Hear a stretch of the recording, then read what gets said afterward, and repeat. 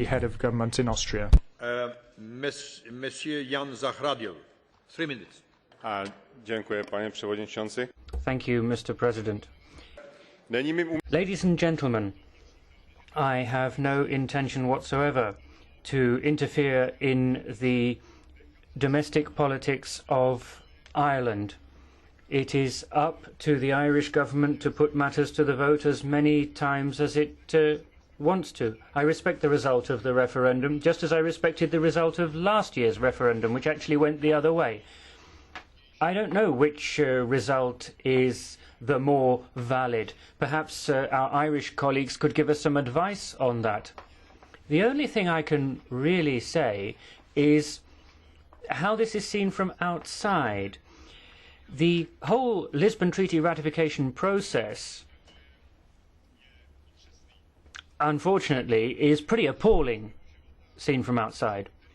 I lived the first 26 years of my life under a regime which didn't allow freedom. There were no free elections, and only one outcome was ever acceptable.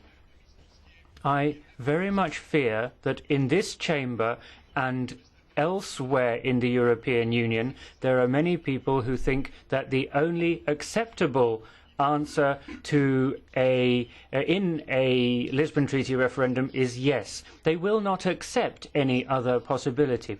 Why is there all this fuss and political pressure over the Treaty of Lisbon?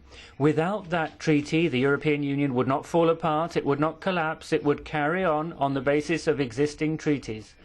I suppose that what we're seeing is a classic example of realpolitik, power politics. It's not about a more democratic Europe. It's not about a better functioning or more transparent European Union.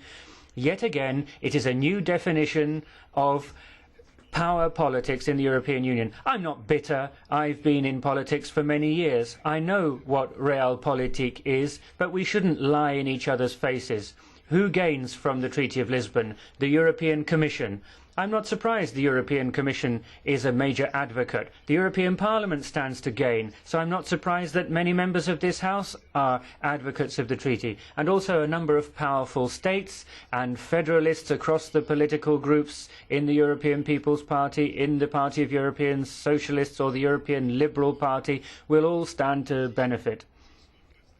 What bothers me is that this procedure, the end justifies the means, will backfire on us. In a few years' time, we'll see a reaction. This kind of pressure railroading through the Treaty of Lisbon will actually sow fertile ground for xenophobic anti-European forces, and this will turn out to have been a Pyrrhic victory. You are perfectly in time. But we have on the rule of blue card, Mr. Balco. It will be question to you. Question to you, Mr. Zahradil. Képviselő úrnak rövid kérdést szeretnék föltenni. Yes, I have a question